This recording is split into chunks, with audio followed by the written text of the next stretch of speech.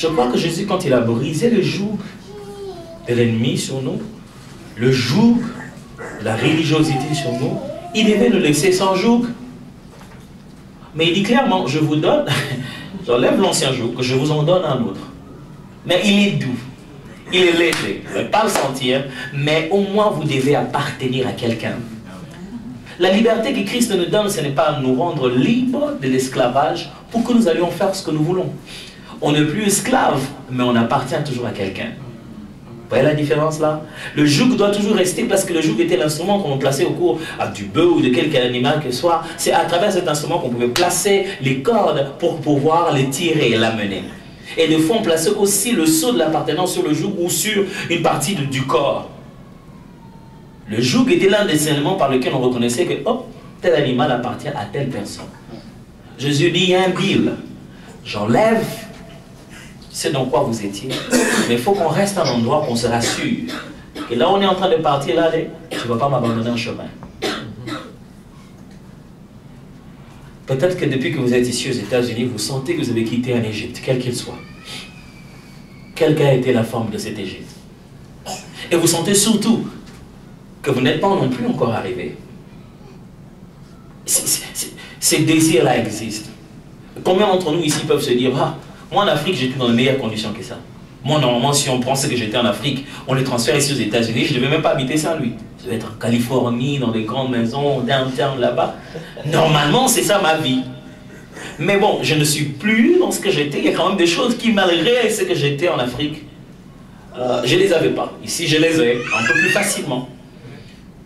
Vous pouvez sentir que vous avez quand même bougé, mais vous n'êtes pas aussi allé loin. Et c'est comme si vous n'êtes pas non plus encore arrivé.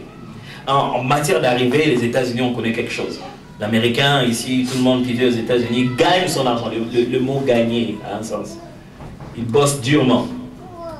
Je vous dis que les quelques temps on est passé en Europe, les gens se demandent où est-ce qu'il travaille. Il a toujours l'argent, bien sapé, mais il ne travaille pas.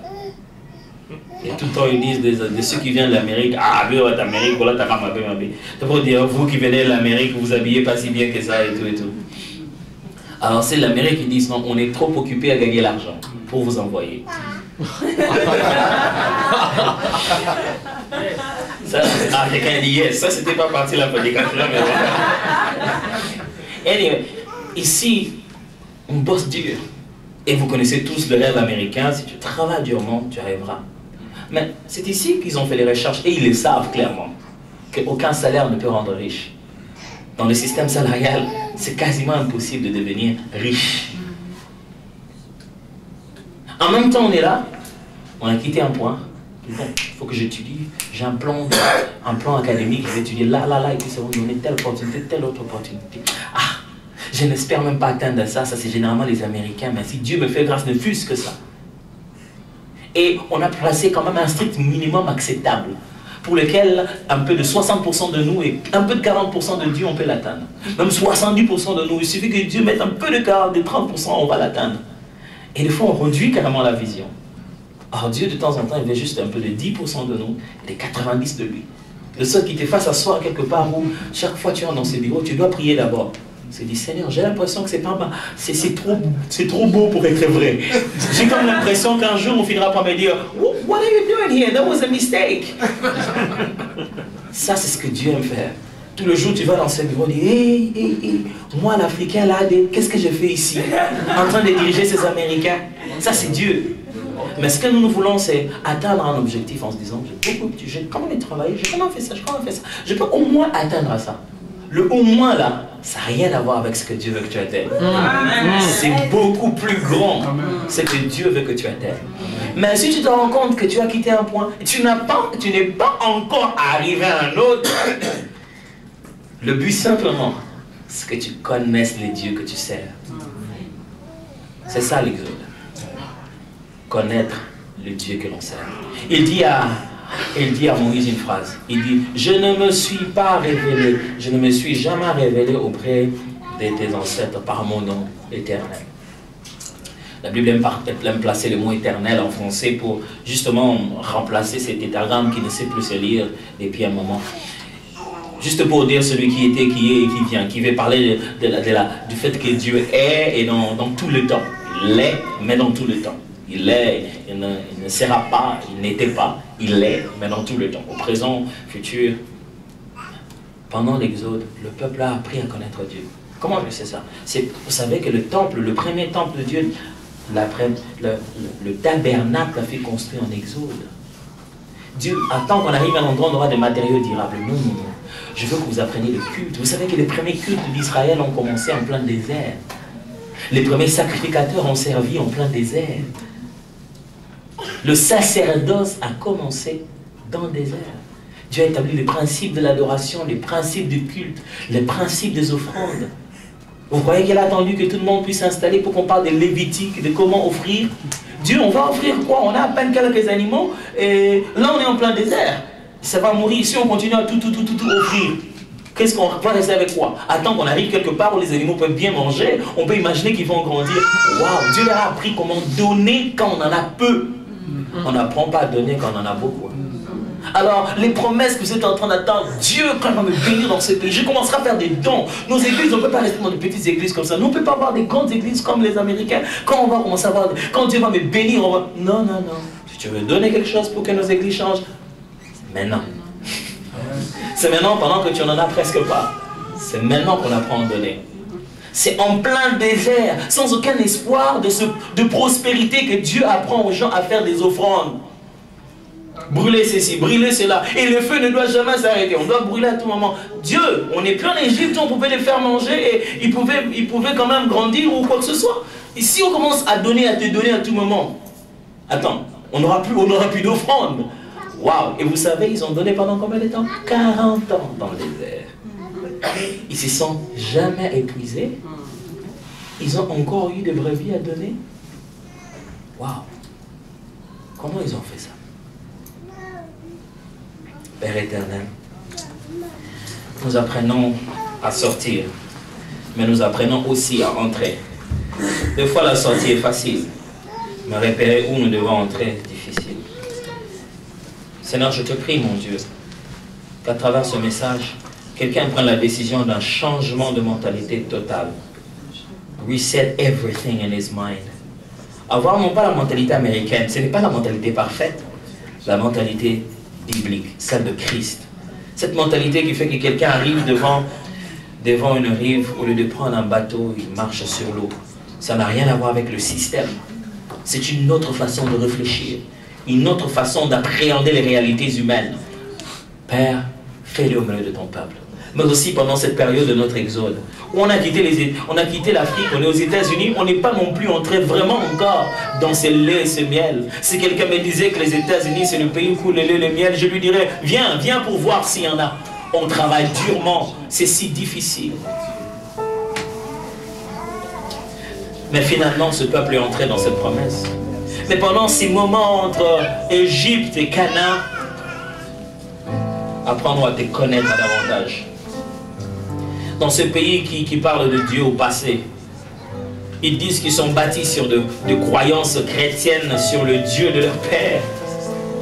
Dans ce pays, on a l'impression qu'on s'est modernisé, Dieu doit rester une vieillerie. Genre, dans la plupart des églises ici, c'est rempli, soit en grande partie d'une certaine génération de personnes assez vieilles. Quelques églises remplies ici, c'est peut-être des noirs et des jeunes qui sont en contact avec d'autres peuples. On sent qu'une génération manque dans les églises d'ici.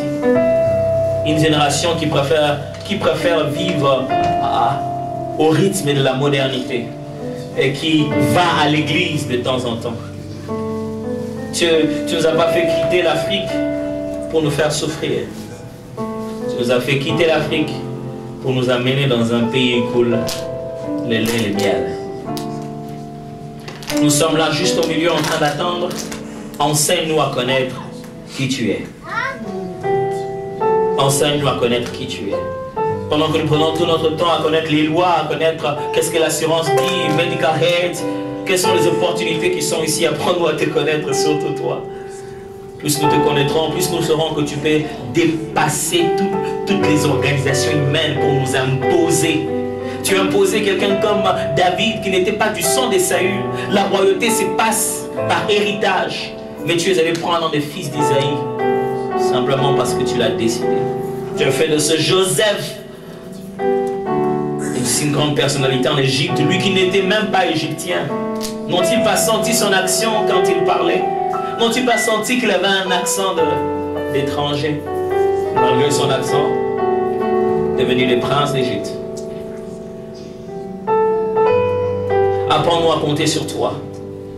Apprends-nous à savoir qu'on ne sort jamais d'Égypte si la main de l'Éternel n'est pas avec nous. Ta main est avec nous. Certains ont eu miraculeusement de quoi payer leur avion. Ils avaient déjà le visa, ils avaient tout.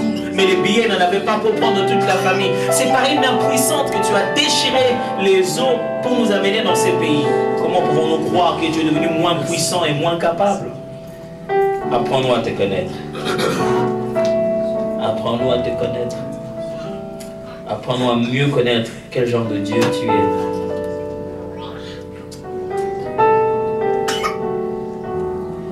Aidez-moi à chanter juste ce petit refrain, c'est une prière au fond de tout mon cœur. Je le crois moi-même aussi. Tu es tout pour moi.